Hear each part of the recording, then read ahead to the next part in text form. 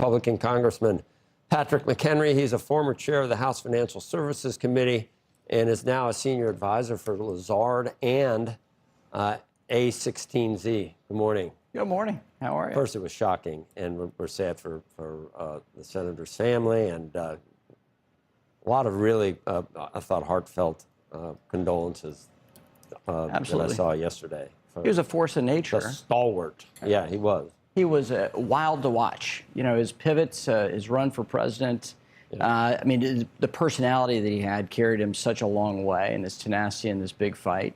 And he also shifted where the Republican Party shifted in a way that I think is instructive for everyone. Right. Instead of getting locked in the never-Trumper mentality that we've seen so many people that are still occupying that, that ground, and he did not get locked there. He didn't get locked down, but he also didn't shift on his view on foreign policy and American exceptionalism and American projection of power internationally. I think it's significant. Initially, it's straightforward. The governor puts a new senator in, so that gets the GOP back to close to full ranks if Senator McConnell is able to return. Yes, it does. So they can do this in pretty quick order. It's interesting that the governor of South Carolina is finishing his term. You just had a big gubernatorial primary. Exactly. 2 members of Congress running there, kind of wild to see. So you have all these statewide candidates that have just come off the campaign trail weeks ago. President Trump already endorsed, I think, is that one of them? Who's the lieutenant governor? The lieutenant governor. So I think that's likely who it is. I mean, this is, you know, Governor McMaster is very tight with President Trump. I don't think this was done without some conversation. Okay, so he was chair of the Budget Committee, I think, in the Senate, Senator Grant. He helped usher through the reconciliation. But he led Judiciary and Budget. So both of those, does that matter in terms of 3.0 budget reconciliation? I think it does, and it also matters for much harder for Blanche. For President Trump's nominee for Attorney General. Yeah. I think that does complicate things. And it complicates John Thune's life because you then have a cascading effect of these committee chairmanships that are quite coveted. The president said he spoke to him the night before, and at that point, Senator Graham said, I think it's finally possible for SAVE to come up and how would that work? How is that going to... So I just served in the House for 20 years. I'm just a lowly House member. I don't really pretend that I can articulate Senate rules.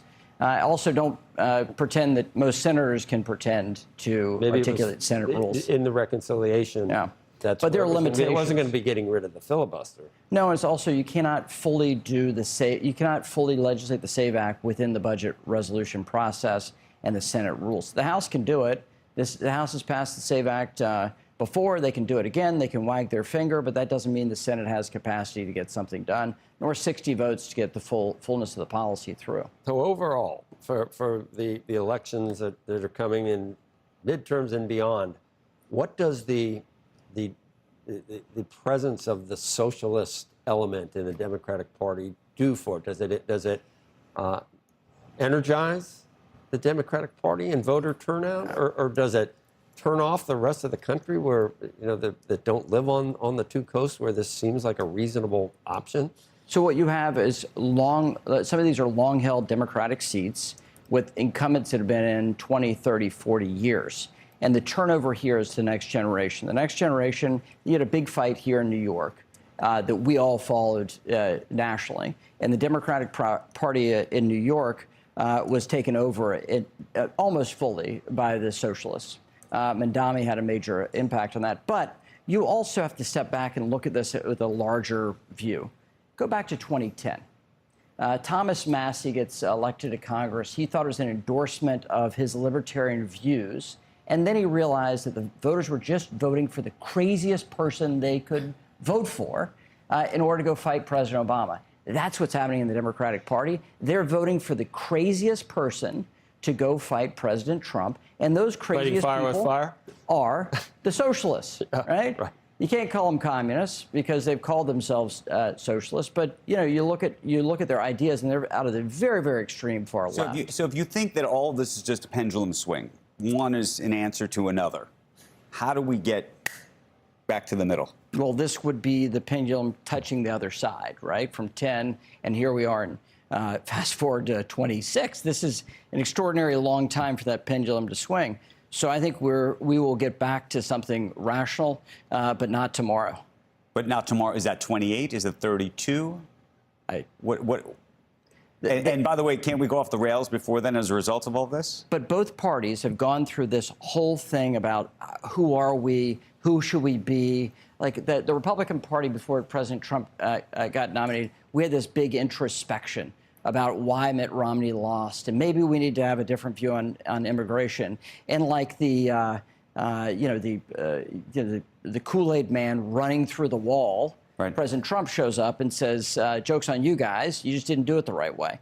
So the Trump coalition was an answer to us failing the presidential nomination process two times in a row. We'll see what the Democratic Party does. And the Democrats are looking at their loss as a failure. And you think that the only way for the Democrats to win is then to go as far left as possible? No, that's not what I'm saying. I'm saying the Democratic but part of the lesson of this is a little bit of that, no? Oh, it is. So vote for the craziest person in the Democratic primary in order to go fight President Trump. That's the current midterm message. Midterm messages and presidential election messages are completely different. But is it midterm messages or is it primary messages? Because part of it's not just like what the country wants. It's actually these sort of the people who turn out to vote. Intramural fighting, right? Yes, and Democratic and Republican primaries for the House are markedly different than the Senate. In the Senate, you've seen both parties nominate crazy people, and they have failed. In the House, those crazy people get elected, right? And then as a House member who had to count votes, you then have to work with them to get policy done. This is what's happening right now. What does this tell you about what's going to happen in the next 2 years after the midterm election? Well, I think the odds are in favor of Democrats to take the U.S. House. It's going to be a narrow-run thing. Because after redistricting, President Trump won about 233, 234 of the House seats going into this midterm. So this means that Hakeem Jeffries' potential majority is going to be much narrower, which is going to complicate his life. It's tougher to herd votes. Yes, which means they're going to do one thing that will unify them, which is investigate President Trump.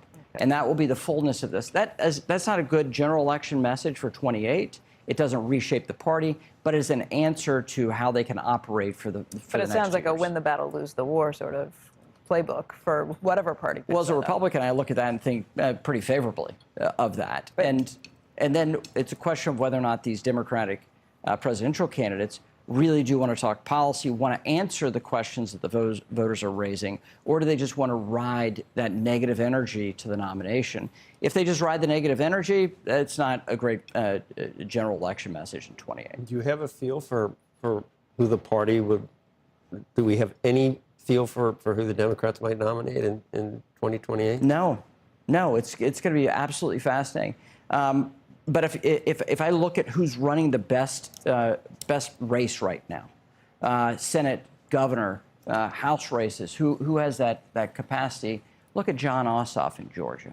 He's doing these major rallies. He's unifying his party, which is quite diverse in Georgia, disproportionately African American in Georgia for the Democratic Party. He's doing these rallies. He's then using the social media connectivity. So this feels a lot like Barack Obama in 2008. Not a long time in the Senate, no major legislative achievements, but he can harness that energy.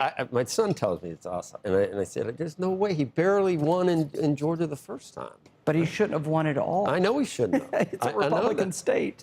And Trump, we all remember what happened to David Perdue, and he missed by like decimal points. And then there had to be the runoff, and that's the only reason I think it finally happened. But so he's well thought of in Georgia at this point. Well, yeah, and he's likely to win re-election in a state that President Trump carried, that Republicans control every apparatus of the statewide electeds in Georgia, and will again.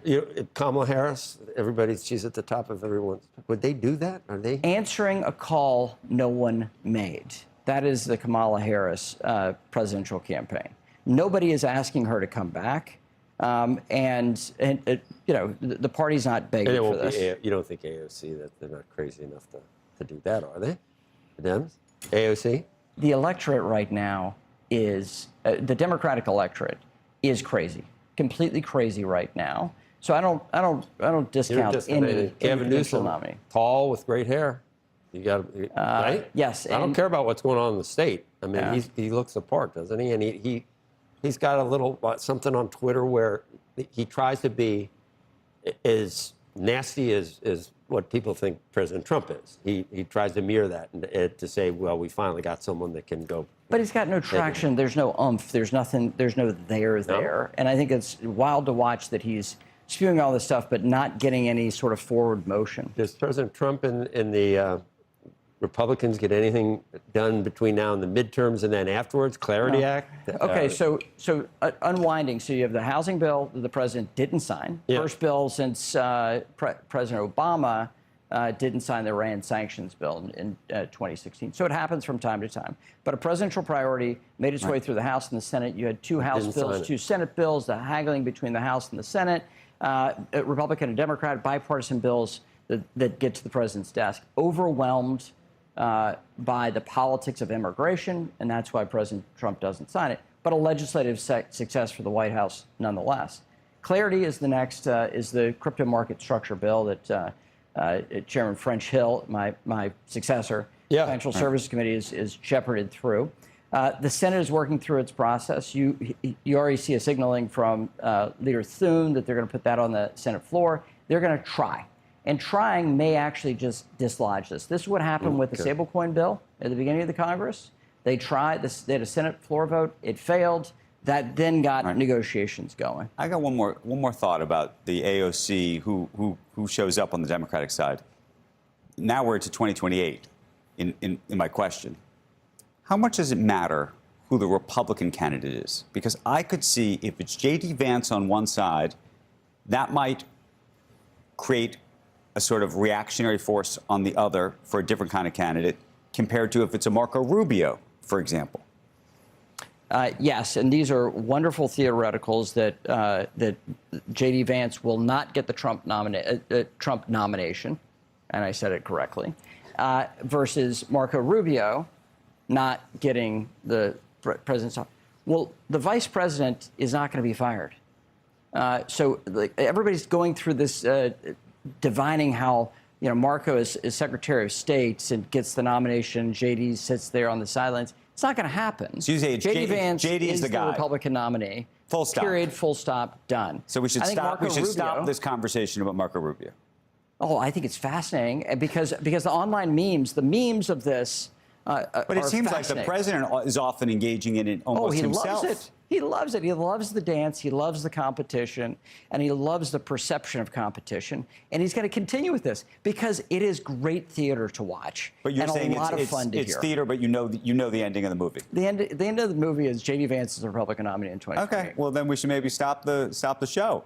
Oh, no. The show will not stop because as soon as they say this. The show must go on. Yeah. Well, we might see a true social where I just said something completely inflammatory and the president disagrees. But I think what you see from this connectivity that Marco has, that he's the fix-it man of everything, right? Right. That's the meme you're talking about. Yeah, Where he's the sitting there reflecting pool. finding he's out he's there got to be fixing the the pool and stuff like that, right? Maybe the new coach of the Yeah. Every single opening that comes up, He's the fix-it guy, right? So he's got this great connectivity with Republican voters. I think he is about where the Republican Party is, frankly, the mass of the electorate. I think J.D. Vance is trying to create a Trump MAGA ideology that is not well-timed. It's not time-tested on whether or not it's the ideology or the person is the driving force of the Republican He can't Party. be Trump 2.0, you think? No, he's got to go articulate his own thing. In 2028, we're going to be in a very different place by 2028. He might get the Joy Behar endorsement. Which, everybody's looking for that. Which means he will not get the Joe Kernan endorsement. Yes. No, he would. I like him a lot. I do. Not that matters, but I like you a lot too. I know I've told you that before. Good to have you on. Great to be with you. All right, Patrick McHenry.